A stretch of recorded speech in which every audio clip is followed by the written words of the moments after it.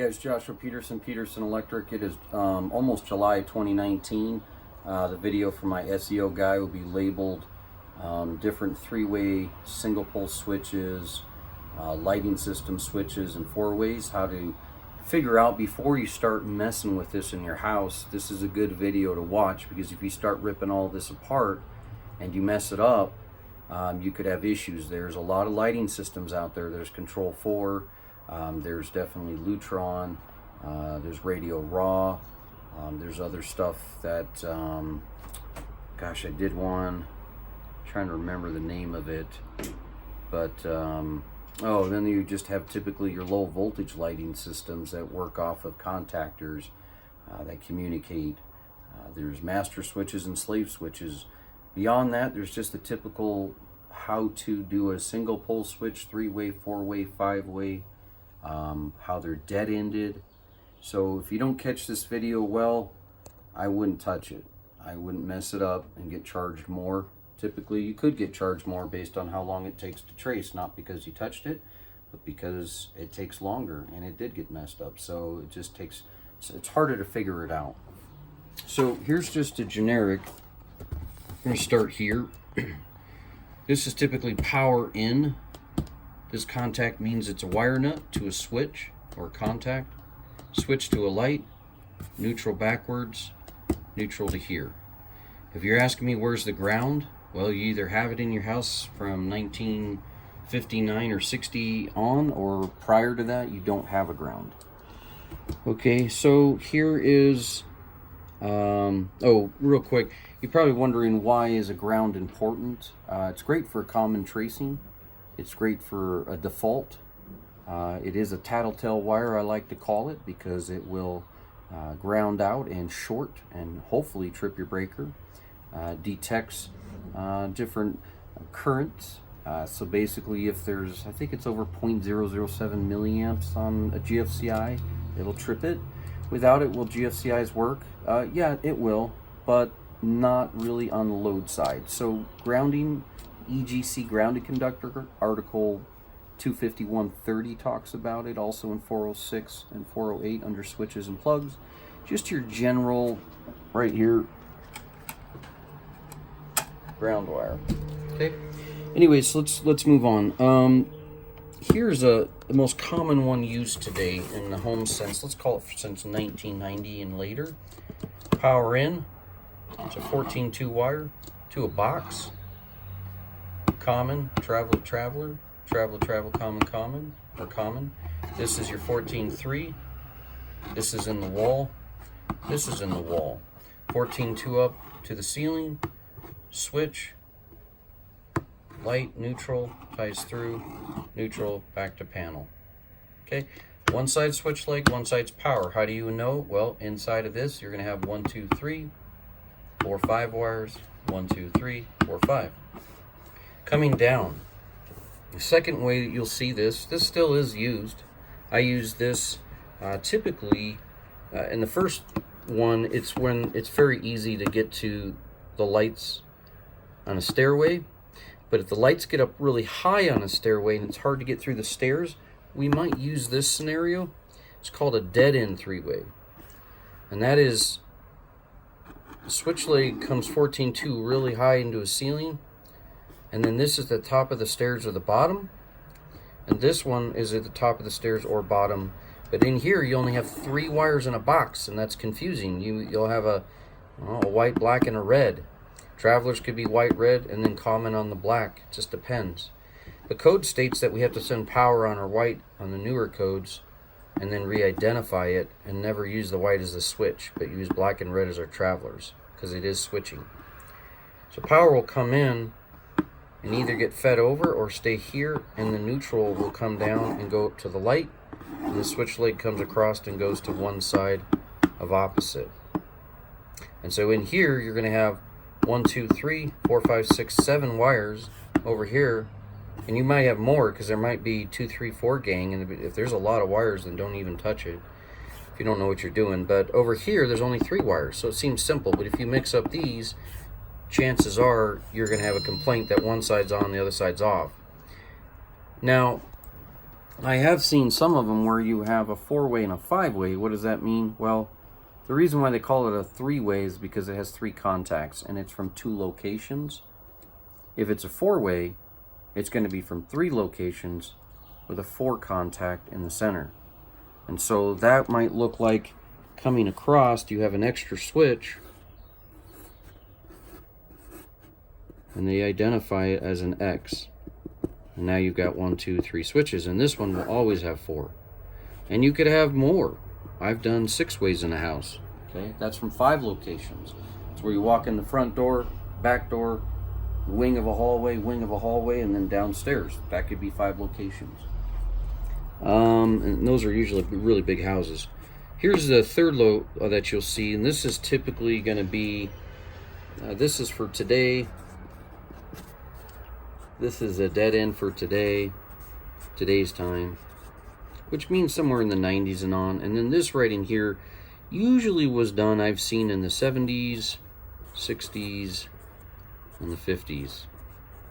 Anytime in the 40s, 30s, and the 20s, you might have had a push button, or you didn't have a lot of different switches from front to back. So this got more commonly practiced as a code. Now, you won't see it in the NEC where it says you have to use 3 ways and 4 ways. That's a slang term. You actually will see this in a builder's code, that it makes sense about 2-3 steps to grab a knob and hit a switch as you walk in.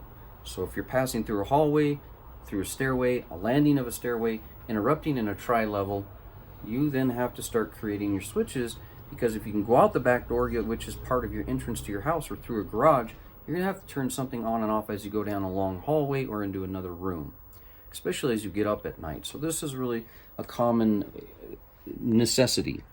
Now, here's what this house is. Very, very confusing. If you have this, I wouldn't touch it, especially if you get into extra lights or you have a 4-way in here as well. But you're going to power into a light box. Coming out of the light box, you might have a neutral switched. I've seen that done. That's illegal, by the way. You're not allowed to switch neutral. Why? Because I got shocked the other month just trying to mess with that neutral, thinking it was off because I had power off, but it wasn't. They were switching where I couldn't see to the other side through a second junction box in the attic that was not the hot leg, the black. They were switching the neutral, so the hot was still hot. That's why I got confused myself.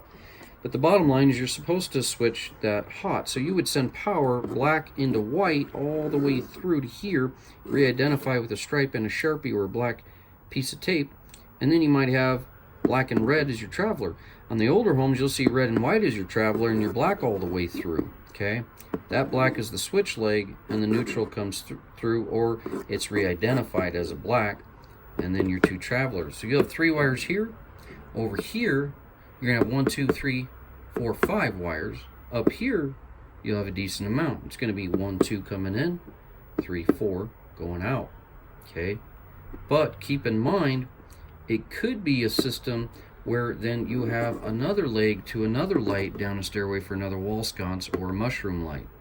So that gets into more, a couple more wires in here. And if you have power out, again, like they used to do, they might even take power out to another area of a room and go to some outlets. Okay, and so you'll start getting multiple more wires out of there. That's what gets confusing. That's when wires start to melt. So this system here, I wouldn't touch. Just call a professional, okay? Because then you're going to get into metal boxes, round P-rings that are mud ring with a 5/8 inch rise. The cubic volume's real small. They spliced it real tiny and then taped it up and soldered it. And once you break that, man, that takes a long time to trace a house, especially if there's been attic work. So right in here, you're going to have, again, a normal switch. Well, here's an example at this house I can show you where we didn't have a 3-way wire, but we created a 3-way system. Power in on a master and a master to a slave. Keep in mind, this one right here, today's code says that if you come here to a dead-end 3-way, you have to have an extra wire sitting there, capped, and that's the neutral. So you either have to pull a 14-2 and a 14-3 to that last box, or you're going to pull a 14-2-2. And you're not going to get that at your box store. But that way you have your neutral sitting there. Why? Because some of your lighting control systems require a neutral now. And you have to have it by code. So it would be a black, a red, a white, a red, white, and a ground. Or it will be a black, red, white with a black, white, and 2 grounds. So keep that in mind, that as you're doing your box fill count and creating your boxes, sometimes you're going to have, like I had one where I had a dead-end post of a stairway and I had no walls, so I had to put a 3-way. So I did a 14-2-2 all the way down. I had my neutral available, and it was a post with a railing. There was no other way to switch it. So we switched it up and down by going 1 wire. We didn't want multiple wires in because it was too difficult. Okay, so there's a general layout of a schematic. If you don't understand the schematic, I wouldn't attempt to touch it. Sorry, it's not any easier for you to understand, but here's a really good example. I've got a 14-3 I'm creating in this kitchen. Go ahead and give them an overview. I showed you a video yesterday about this place. To here. Okay, so this is just a common 3-way from 2 locations. Well, why don't we call it a 2-way? Because I wasn't the drunk electrician that made that up years ago. They called it a 3-way because of the 3 contacts, so don't get confused. It's just a 3-way switch from 2 locations. Now, if I created a 4th location right here, let's say this was further out, I would then come in here, here to there. Well, if the power panel's here, well, most common sense, my wire might start to there. So that's my power side. And then this could be my 4-way. And then over here, this could be my switch leg. But let's say it's really hard to get a switch leg through all that. Well, then I'd still have to bring a 14-2, or excuse me, sorry, 14-3 and a 14-3 here to bring it over here and cut it and create my 4-way switch here, which is now called a 4-way system from 3 locations, 1, 2, and 3. So common practice is we always try to do power one side, switch leg one side, because switch leg comes up maybe easier. Power is over by the panel, and then over to here. Now we would still have to bring that 14-3 down as a loop, cut it, put it in a box, and make it up. And now we've got 4 contacts in there. Where it gets confusing is when you're starting to deal with other systems like, oh, I have a porch light out back. Well, that has to have a power and a neutral. And so you'll never be able to achieve that with a 4-way switch that has a white, black, and a red. And you'll have that 6 wires in there plus your grounds because they cut it. So over here then, you would have to have a neutral and a hot. So in a 4-way system, you'd almost have to just pull another 14-2 this way. But if I do come into a situation like this I did today, I had a 3-way system. Well, here's what I have. Here's my old switch leg, this armor cable that I left because it was in good shape. This is my power in. Right now I have the breaker off, but I have it on if I want to tie through just to test my circuit. And this is my power side, because then I have my power coming to one of the travelers. So as you look in the back of this box right here, it's just a 3-wire. Oh, excuse me, I apologize. It's a 4-wire. So it's a 14-2-2. So my neutral completes the circuit for the porch light. My switch leg for this, for the porch light, which goes, just to give them a view, goes right to there. And there's a light outside. Okay, that's a single location. But over here, I needed 2 travelers. But this is my hot. Okay, so this is pretty much, it's similar to a dead end. It's just I sent a neutral and hot over here to complete my circuit and test it. Now coming over here, this side's my switch leg. But I didn't want to pull 14-3 and a 14-2. I wanted just to pull a 14-2-2, 1 cable. Take my power and my neutral there. My neutral's not needed for the light because my switch leg's here for this part of the neutral. So really that became like a dead end 3-way. Over here, I couldn't get through. They foamed everything if you saw my other video up above. They don't want damage on their drywall. But they want to be able to turn on a switch here. And I just cut these cans in last night. And they want to be able to kill it over here. So that's fine. I just put in, there's absolutely no wires in this box. I gutted them. It's empty. But I could just leave it on the table. Could have a remote system. Or I could have a stand for this remote. But this is my slave. I could have 10 of these slaves and make an 11-way system. Doesn't matter. I could cut in a box on the wall, have no wires, put this on. It's a battery, 3-volt. Just like a watch. Turn it back on, program it, done. Program this to my phone, I could do that too. But this works in really good applications for old homes that have stairways that have gone from 2 locations. I've had stairways where you walk in like a tri or quad level and they never did this. And I just come in and put these in and boom, no drywall damage.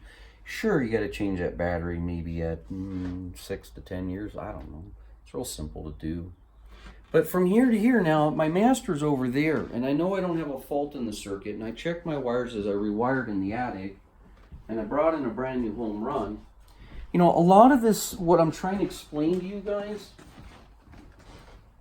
is if you have these older bungalow homes, look, this is why we don't practice this 3rd step anymore, which I showed you in my box I drew. See that? It's all soldered and it's all melted. And once you lose that, the insulation eats itself through this MC, what we call an armor cable from back then, and it just eats itself. Okay, so again, certain areas we can't get to rewire. We have to test those wires and see if they're good. But and this is the exact location of why that melted. All the power was coming through the box, light box. Temperature of the attic, fixture breaking down, temperature of that heat rising, temperature of the light bulbs, and the neutral's last spot before it goes back to the panel. Again, this is why now we bring power into our switch boxes and back out, not into our light boxes.